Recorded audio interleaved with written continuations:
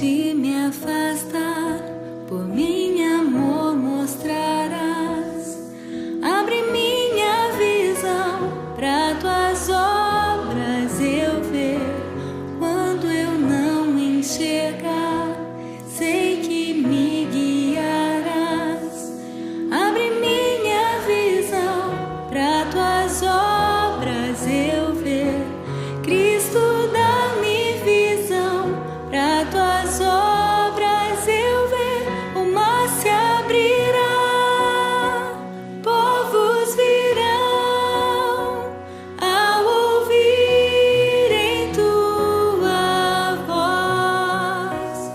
Tua glória será, todos verão.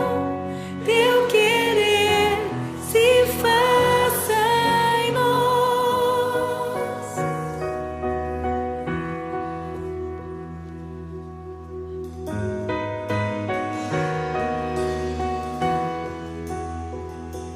Toda dor passará, mas teu amor ficará.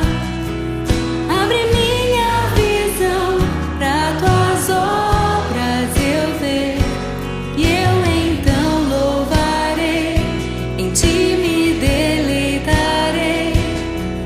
Abre minha visão para tuas obras eu ver. Cristo, dá-me visão para tuas obras eu ver. O mar se abrirá, povos virão ao ouvirem tua voz. Tua glória será, todos verão. Teu querer se faça em nós. O mar se abrirá, povos virão ao ouvirem tua voz. Tua glória será, todos verão. Teu querer se faça em nós. O teu querer, Senhor.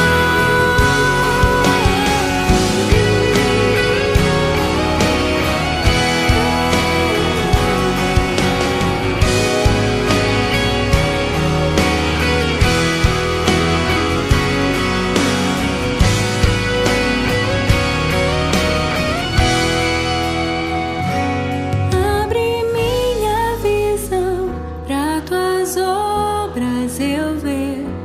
Cristo, dá-me visão para tuas obras eu ver. O mar se abrirá, povos virão ao ouvirem tua voz. Tua glória será, todos verão. Teu querer se faça em nós. O mar se abrirá, povos virão ao ouvirem tua voz. Tua glória será, todos verão. Teu querer se faça em nós. Teu querer se faça em nós. Teu querer se faça em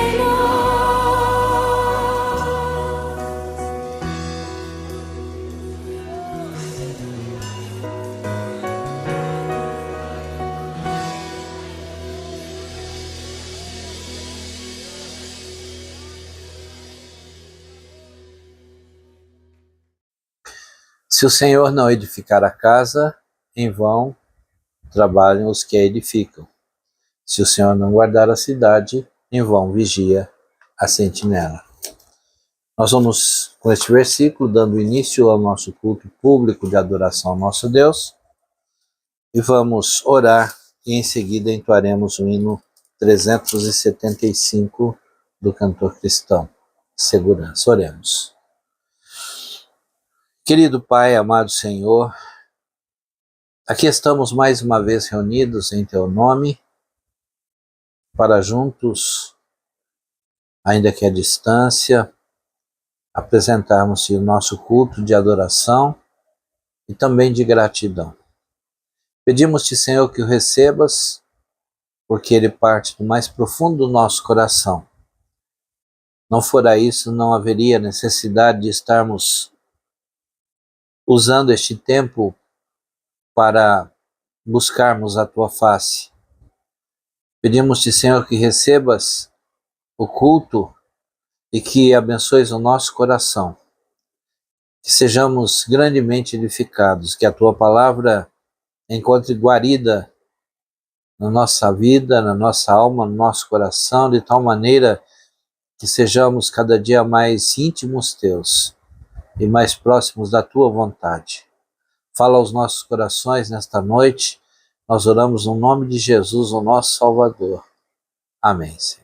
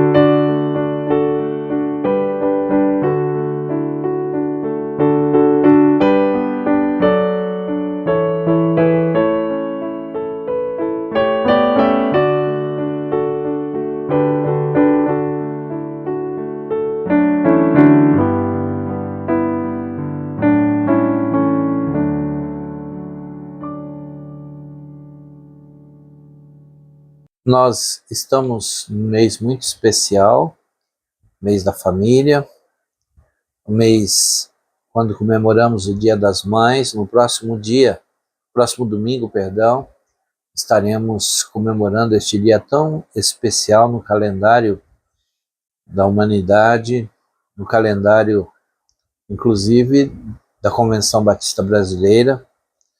E nós vamos hoje falar mais uma vez sobre a família, e no próximo domingo estaremos falando diretamente às mamães. Obviamente, os homens e os moços e as moças também serão abençoados pela mensagem, porque todos temos mãe, ou pelo menos tivemos, né? E temos um grande orgulho, uma grande alegria por termos sido abençoados por Deus nesse sentido. Então nós vamos entoar um cântico agora, à luz do teu rosto, e logo em seguida estaremos lendo a palavra de Deus.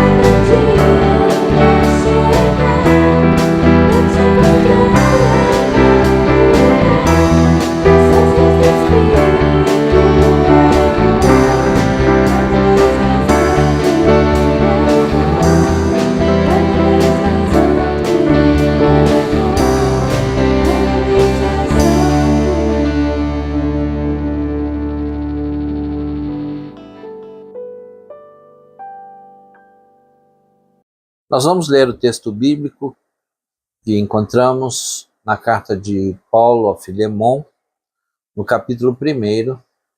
Aliás, Filemon só tem um capítulo, leremos versículos 1 a 7. Filemon, de 1 a 7.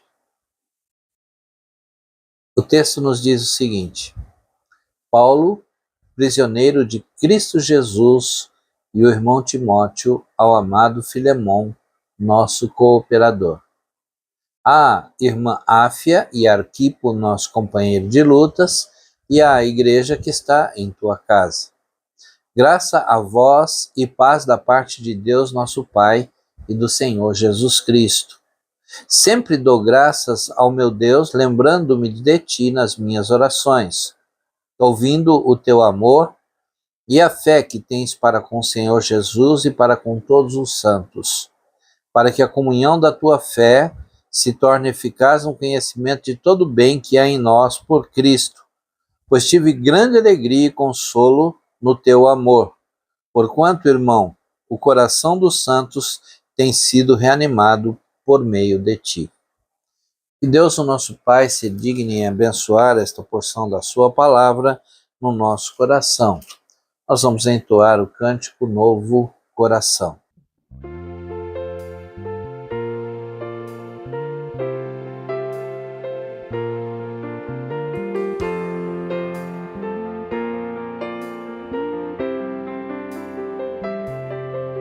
Recebi um novo coração do Pai,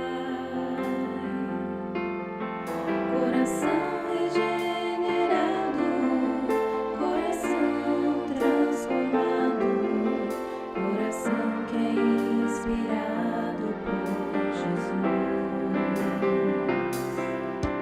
Como fruto deste novo coração, eu declaro a paz de Cristo, te abençoo, meu irmão.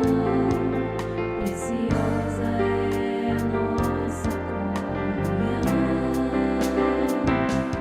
Somos corpo e assim bem ajustados, totalmente ligados, unidos, vivendo em amor, uma família, sem qualquer falsidade, vivendo a verdade, expressando a glória do Senhor, uma família, vivendo o compromisso do grande amor de Cristo. Eu preciso de ti, querido irmão.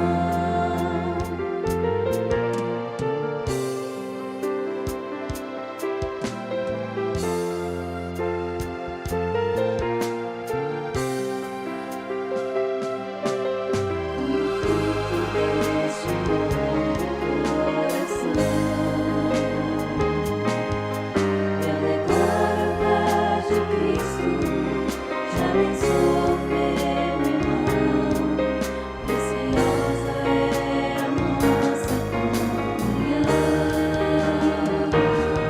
Somos corpo e assim bem ajustados, totalmente ligados, unidos, vivendo em amor, uma família, sem qualquer falsidade, vivendo a verdade, expressando a glória do Senhor, uma família, vivendo o compromisso do grande amor de Cristo.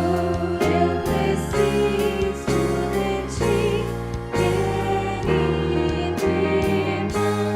Precioso és para mim, querido irmão.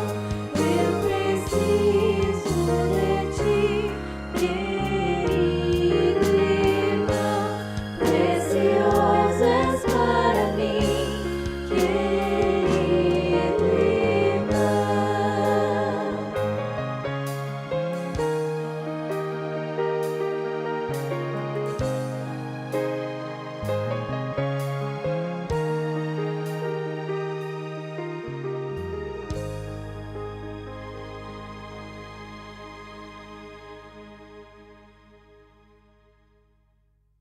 Eu quero falar aos irmãos hoje, trazendo uma mensagem a partir deste texto. Eu vou falar-vos sobre o tema Família, Projeto de Deus. Família, Projeto de Deus. Nas obras da criação de Deus, não há lugar para o acaso. Nada acontece como num passe de mágica. Por detrás de um relógio, ou do relógio, está o relojoeiro. Da mesma maneira, por detrás da família está o autor, o criador da família. Então, com projetos definidos, o Criador com amor, cada coisa formou com perfeição. No cintilar de uma estrela, numa gota de orvalho, na pétala de uma flor, no sorriso de uma criança, num pequenino grão de areia, na imensidão dos mares, na grandiosidade das galáxias, em todos estes lugares está o propósito criador de Deus. Da mesma maneira, aconteceu com a família. A família não aconteceu simplesmente para Deus ver se daria certo. Ela não foi instituída sem planejamento, como algumas pessoas querem afirmar. Na mente e no coração do Pai, ela foi e continua sendo o fruto de um projeto, de um propósito bem definido, de um plano concreto. É exatamente esta verdade que desejamos, à luz do ensino infalível das Escrituras, ou seja, a palavra de Deus, falar aos irmãos e amigos nesta noite. Olhando para o tema família, projeto de Deus, nós dividimos esta mensagem em 3 partes distintas. A primeira parte da mensagem, pensando na família como projeto de Deus, eu quero falar aos irmãos sobre a família no plano da criação. A família no plano da criação. Constitui-se uma inspiração ouvir o que ensinam as Escrituras Sagradas sobre a criação de Deus. Cerca de 6 vezes nós lemos no primeiro capítulo de Gênesis, mais especificamente nos versículos 4, 10, 12, 18, 21 e 25, repito, 4, 10, 12, 18, 21 e 25, as seguintes palavras, a seguinte expressão: e viu Deus que era bom ou boa a sua criação. Todavia, algo maior, mais extraordinário, ainda mais belo estava por acontecer. E quando Deus finalmente criou ou realizou isto, foi o clímax da sua obra. O texto de Gênesis 1 diz lá no final que ele criou o homem e a mulher. E quando a Bíblia declara que o homem foi feito à imagem de Deus, acrescenta homem e mulher os criou. E ao fechar o ciclo da criação, no versículo 31 do capítulo 1 do livro de Gênesis, nós lemos: e viu Deus tudo quanto fizera, e eis que era muito bom. Aqui, no final do capítulo 1, ou o capítulo 1, no final, prefacia a criação da família que ocorreu, que aconteceu, mais especificamente no capítulo 2, a partir do versículo 7 até o final do capítulo, versículo 25. A família, segundo lemos em Gênesis 2, a partir do versículo 7, como eu disse, mas mais especificamente lá no final do capítulo, foi criada com a autoridade suprema de Deus, para que, segundo o próprio Senhor, exercesse domínio sobre a terra. E nós devemos pensar que o que é criado pelo Supremo Senhor, pelo Deus Todo-Poderoso, não pode ser, e essa palavra não existe, eu a criei aqui apenas para exemplificar, não pode ser descriado por um ser inferior, como o criador do mal, por exemplo, que não foi Deus, e nem pelo próprio homem. A família foi criada com a bênção de Deus. E o que é mais interessante, com a própria vida de Deus. Porque o texto diz que Deus soprou nas narinas do homem o fôlego da vida. Logo, fica claro que a família não aconteceu por acaso, num toque de mágica, como disse lá atrás. Não é algo que não seja planejado ou que tenha sido mal planejado. Não é uma coisa qualquer. A família nasceu no próprio coração de Deus, lá nos céus. Mas o texto diz que Deus não só criou o homem e a mulher, como também os uniu como marido e esposa. E o que é mais bonito, irmãos, foi Deus o celebrante da primeira cerimônia de casamento. Capítulo 2 de Gênesis, a partir do versículo 23, 24, 25 ali. E como ela deve ter sido bela, essa cerimônia, pois o próprio Deus a criou, e eu imagino que todos os céus disseram amém naquele momento. Concluímos, portanto, que a família fazia parte do plano do Criador, quando Deus criou todas as coisas. Logo, podemos afirmar, sem nenhuma dúvida, que a família é um projeto de Deus. Ela tem a sua origem na mente e no coração de Deus. Ela é uma instituição divina. Diferentemente do que hoje as pessoas têm tentado passar umas para as outras, a mídia tem tentado fazer as pessoas acreditarem, os próprios governos querendo destruir a família, porque todos eles sabem que se destruírem a família, terão destruído a ética, a moral, a sociedade, enfim, os mais extraordinários bens que o homem possui. Então, a família, em primeiro lugar, na palavra de Deus, ela é um projeto do próprio Deus. Ela nasceu no coração do nosso Deus. Se, em primeiro lugar, a família é um projeto de Deus, ela estava, inclusive, no plano da criação de Deus, e isso é extraordinário pensarmos. Em segundo lugar, a família também está no projeto, no plano da redenção.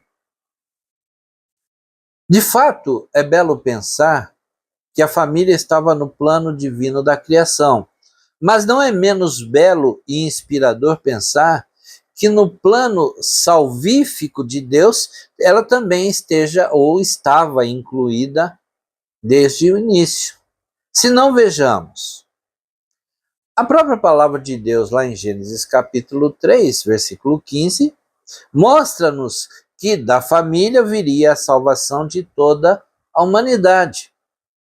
Depois de o homem pecar, Deus apresenta a Adão e a Eva o resultado do pecado, o que eles sofreriam com isso, mas ele já faz uma promessa que haveria de nascer o seu próprio filho, que esmagaria a cabeça da serpente. Então, nós vemos aí, a partir deste versículo, a família no plano da redenção, no plano da salvação. Da família veio a salvação de toda a humanidade. No seu imenso poder, Deus poderia usar outros meios ou recursos, no plano salvífico do homem. Todavia, ele não fez. Ele escolheu uma família para em seu seio vir ao mundo o Salvador, aquele que seria o Salvador. Nós lemos isso em Mateus capítulo 1, em Lucas capítulo 1. Então, a família também está presente no plano da redenção, no plano da salvação. Deus escolheu uma família de Nazaré há mais de 2000 anos, ou próximo de 2000 anos, para que ela fosse o veículo para a vinda do Salvador Jesus Cristo. O Criador poderia perfeitamente lançar mão de outros recursos. Ele poderia ter matado Adão e Eva, feito um novo casal, e enfim. Deus poderia fazer o que quisesse, mas não fez. Ele não usou outros recursos. Ele quis que fosse através da família, mais uma vez, a família em ação, a família no plano da criação e no plano da redenção ou da salvação. Aqui nós temos o destaque nos propósitos de Deus, quando lhe aprouve salvar a humanidade. Toda a vida terrena de Cristo esteve intimamente ligada à família. Ele nasceu em família, ele cresceu em família, o seu ministério foi realizado voltado para a família, até mesmo porque os seus maiores milagres foram realizados no contexto das famílias. A maior parte dos milagres de Jesus foram realizados no contexto de famílias. Alegra-nos saber que no plano divino da redenção da humanidade, Deus contou com a família. Isso é maravilhoso, isso é extraordinário. Então, se a família estava no plano da criação, e foi a partir da família que Deus fez a raça humana crescer, se desenvolver, se tornar tão grande, tão extraordinária como aconteceu em séculos anteriores, e hoje muito mais. Hoje nós temos no mundo mais de 7 bilhões de pessoas, e todas as pessoas foram geradas no seio de uma família. Então a família no plano da criação, mas também a família no plano da redenção. Foi através de uma família simples, de uma família humilde, mas de uma família comprometida com Deus, que nasceu Jesus, de José, de Maria, que viviam em Nazaré e posteriormente foram para Belém, e lá nasceu Jesus. Posteriormente eles voltaram, depois de ter ido para o Egito e passado lá 2 anos para Jesus não ser morto por Herodes. Eles voltaram para Nazaré e ali Jesus foi criado. E a família deste casal era uma família grande. Jesus teve mais 5 irmãos e várias irmãs. Nós louvamos ao nosso Deus, 4 irmãos e várias irmãs. Nós louvamos ao nosso Deus por isso, porque ele valorizou a família a partir da família do próprio Senhor e Salvador Jesus Cristo.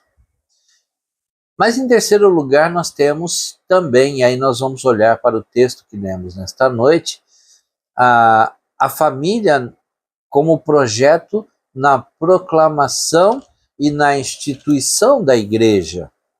Nós encontramos isso em Filemão capítulo 1, versículos 1 a 7, texto que lemos. Então, repito, em terceiro lugar na Bíblia nós encontramos a família no plano da proclamação e da instituição da igreja. E nós vamos, a partir de agora, falar sobre esses 2 aspectos que estão intimamente ligados de uma maneira mais específica, mais particular. Se a família estava no plano divino da criação, se a família estava no plano divino da redenção, a família também estava no plano da proclamação, no plano da implantação do reino de Deus na terra e do estabelecimento da igreja. E este é um aspecto muito importante, muito relevante, e nós não podemos olvidá-lo. Nós precisamos prestar bastante atenção a esta realidade. Por quê? Porque as igrejas de um modo geral, elas são, de um modo geral não, todas as igrejas são formadas de famílias. Na verdade, a sociedade é formada de famílias. Como disse, estão querendo destruir a família, mas não vão conseguir. Porque, como disse lá atrás, a família é criação de Deus, um ser superior. E nem um ser inferior a Deus tem o direito e muito menos a capacidade de descriar aquilo que Deus criou com tanta perfeição. Então nós vamos olhar agora para esse terceiro aspecto com muito vagar, com muita atenção e perceber como a família é importante na proclamação do reino de Deus e na instituição da igreja. Então estamos falando sobre a família no plano da proclamação e da instituição da igreja. E como foi que isto aconteceu? Todos os grandes eventos do cristianismo se deram em família.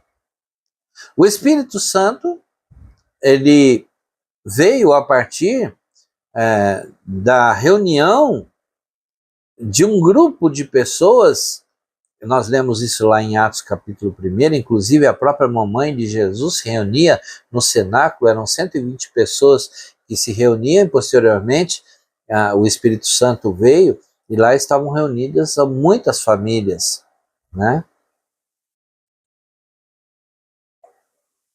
A leitura do livro de Atos dos Apóstolos e das epístolas apostólicas evidencia a participação da família nos primeiros anos do cristianismo.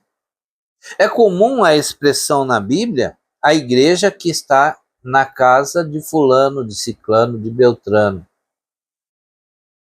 Muitos dos milagres de Jesus aconteceram no aconchego de famílias, aconteceram em lares. Por isso a igreja ainda hoje, e já há muito tempo, a igreja realiza cultos nos lares, para envolver as famílias, para trazer outras famílias para o aconchego da igreja de Jesus Cristo. Então, quando nós abrimos a nossa Bíblia, já no início do ministério de Jesus, lá em Marcos capítulo 1, versículos 29 a 31, nós lemos que Jesus estava reunido na casa de Simão e de André, com a família, e ali chegaram outras pessoas, e quando Jesus entrou na casa destes dois irmãos, Jesus encontrou a sogra de Pedro enferma. Eu falei sobre isso domingo passado à noite. Ela estava acamada, ela estava com febre, sem ânimo. E quando Jesus colocou as suas mãos sobre a vida daquela mulher, olhou para ela e a curou, o texto diz que ela servia não só a Jesus, mas a todos os que estavam na casa. Então fica evidente que Jesus realizou milagres nos lares, lá na casa do próprio apóstolo Pedro, mais tarde seria apóstolo Pedro, apóstolo André. Também no capítulo 2 do livro de Marcos, ou na epístola, ou no Evangelho segundo Marcos, perdão, nós encontramos um outro milagre extraordinário de Jesus. Jesus mais uma vez estava reunido na mesma casa e 4 homens trouxeram um paralítico sobre uma cama, tentaram colocá-lo na presença de Jesus, entrando pela porta, e não havia como, a casa estava lotada, na verdade devia estar super lotada, não conseguiram passá-lo por portas ou janelas, então destelharam a casa e desceram a cama e a colocaram diante de Jesus. Uma cena inusitada, uma cena comum. E é interessante que Jesus estava reunido ali em família, falando a respeito do reino de Deus, estava proclamando o reino de Deus, ele estava preparando o terreno para a instituição da igreja, que vem a ocorrer a partir de Atos capítulo 2. Em Marcos capítulo 5, nós vamos encontrar mais uma vez Jesus em um lar. Agora, no lar de Jairo, na casa de Jairo, no meio da família de Jairo. Na verdade, Jairo havia se dirigido à presença de Jesus e pedido a ele para curar a sua filha, estava moribunda, estava enferma, moribunda, enferma, e então Jesus demorou-se um pouco, e aí veio a triste notícia do falecimento da menina, que tinha 12 anos. Mas Jesus disse a Jairo que ele não deveria ficar com medo, nem temeroso, porque ele resolveria aquela situação, ele tornaria a dar vida àquela menina. E de fato, ele foi até a casa de Jairo, encontrou um grande tumulto, entrou e expulsou a todos aqueles que faziam barulho, bagunça dentro da casa, ficou com os pais e com alguns dos seus apóstolos, e ali ele ressuscitou aquela menina e a entregou sã e salva à sua família. Mais uma vez, nós encontramos Jesus em um lar. Jesus curou a Simão, que sofria de lepra, e depois foi à casa deste homem para estar com ele e toda a sua família, para que ali também, mais uma vez, o reino de Deus fosse proclamado, dando então dessa forma, ou fazendo desta forma a preparação para que a igreja fosse estabelecida logo após a sua subida ao céu. Em João capítulo 2, versículos 1 a 12, nós vamos encontrar Jesus mais uma vez em família, e ali ele realiza o seu primeiro milagre em Caná da Galileia, transformando a água em vinho. E em João capítulo 11, versículos 1 a 45, nós vamos encontrar Jesus mais uma vez na casa de Marta, Maria e Lázaro. Lázaro havia morrido, Jesus chega àquela casa, a tristeza era muito grande, a casa certamente estava lotada de pessoas, e ali ele traz de novo a esperança ao coração das duas irmãs enlutadas, e ele restaura, ou devolve a vida a Lázaro, e ele traz alegria para aquele lar. São muitos os exemplos. A igreja no continente europeu nasceu em um lar, no lar de Lídia. Nós lemos isso lá em Atos capítulo 16, versículos 1 a 15. E logo em seguida foi num lar que Paulo e Silas proclamaram a salvação, a família do carcereiro, e toda aquela família foi batizada naquela ocasião. A igreja entre os gentios, se a igreja entre os europeus nasceu no lar de Lídia, a igreja entre os gentios nasceu em um lar, o lar de Cornélio. Nós encontramos lá em Atos capítulo 10, versículos 1 a 48. O texto diz que Pedro foi à casa de Cornélio, enviado pelo próprio Deus, e ali ele proclamou o evangelho de salvação. Ele pregou a mensagem de salvação, e ele concluiu aquela mensagem dizendo, a família de Cornélio, ali estavam 40 pessoas ou mais, ele diz que Jesus Cristo, o Criador do universo, ele também é o Criador do reino de Deus na terra, e ele, enquanto aqui esteve, andou fazendo o bem. E toda aquela família foi salva e batizada para a honra e glória do nosso Deus. Ali estava nascendo a igreja entre os gentios. A família em toda a história da igreja foi sempre uma agência poderosa de disseminação das boas novas do Evangelho de Cristo. Quando, e eu estou concluindo, o famoso general francês Lafayette, eu gosto muito dessa história porque ela chama a minha atenção.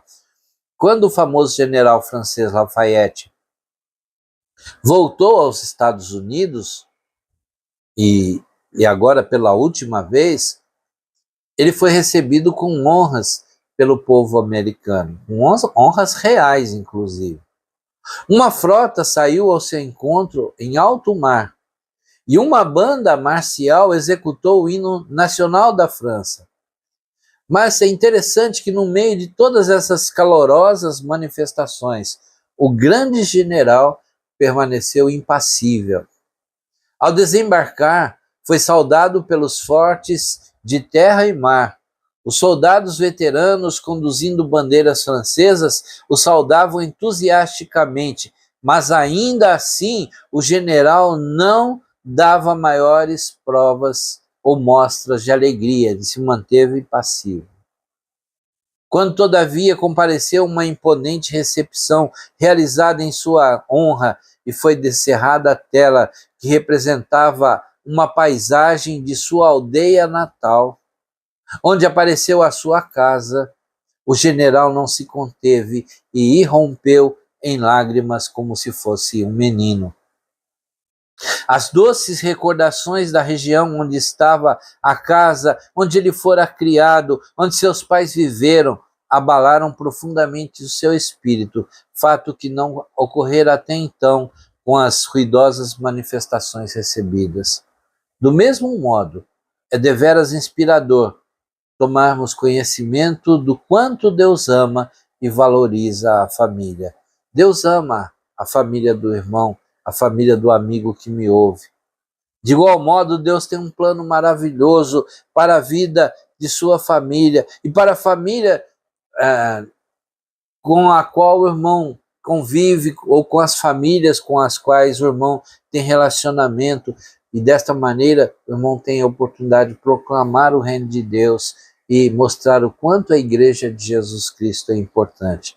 Que Deus continue a abençoar a sua vida e da sua família, é a minha oração. Amém. Nós vamos cantar o hino 398 do cantor cristão e logo depois nós estaremos encerrando o culto desta noite, agradecendo ao Senhor pela oportunidade.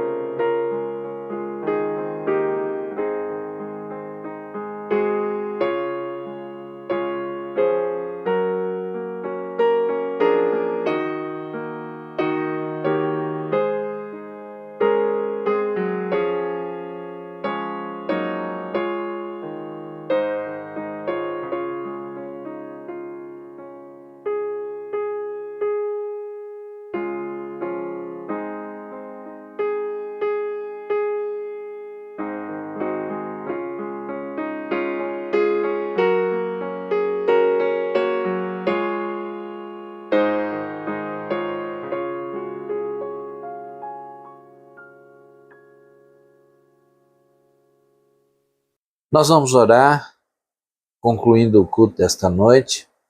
Eu desejo a todos uma semana muito abençoada. Hoje é quarta-feira, nos próximos dias.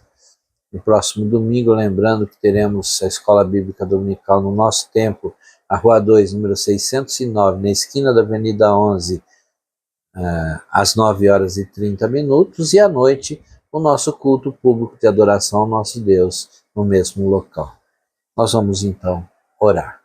Pai querido, agradecemos-te pelos momentos passados em comunhão contigo, em comunhão com os nossos irmãos. Agradecemos-te por tua palavra que tão de perto fala ao nosso coração, porque ela nos mostra a importância da família no teu reino, a importância da família para o Senhor, que é o Criador da família. Então, fica bastante claro na tua palavra a importância da família na formação ou na criação de todas as coisas. A partir da família, o Senhor trouxe ao mundo um desenvolvimento extraordinário. A família é muito importante no plano da criação. Também a família é muito importante no plano da salvação, no plano da redenção. Foi através de uma família que Jesus Cristo, teu Filho amado, veio ao mundo, e através dessa família, muitas famílias foram alcançadas pelo amor de Jesus Cristo, e também aprendemos na tua palavra a respeito da importância da família no teu plano de proclamação da instituição da igreja. E a igreja estará presente no mundo certamente até a volta de Jesus. Muito obrigado por isso. Obrigado porque amas as famílias, a nossa família, a família dos nossos irmãos queridos. Muito obrigado por isso. Pai querido, abençoa cada irmão que participou deste culto, abençoa aqueles que estão enfermos, aqueles que estão em recuperação, que todos possam ser grandemente abençoados por ti. Prepara-nos para o próximo domingo, os trabalhos da tua igreja, e também quando estaremos comemorando o Dia das Mães. Nós oramos no nome de Jesus, o nosso Salvador. Amém.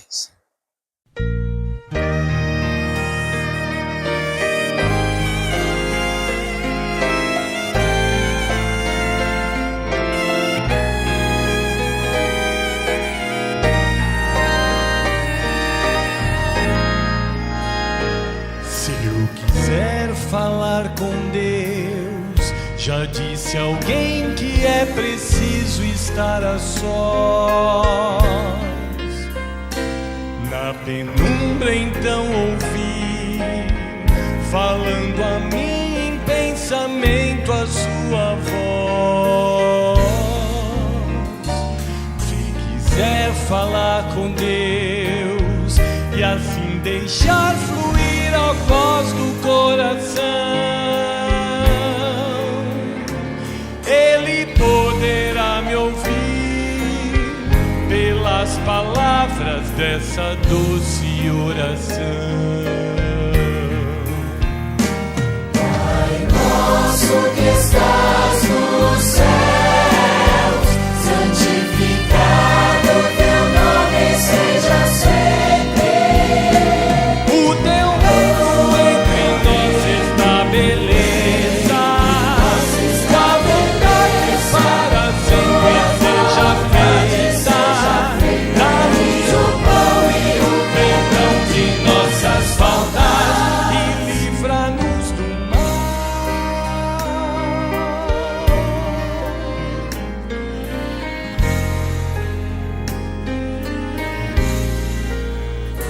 Se eu quiser falar com Deus e sem ruído entrar em comunicação, através de meu Jesus, que lá no céu está em santa intercessão,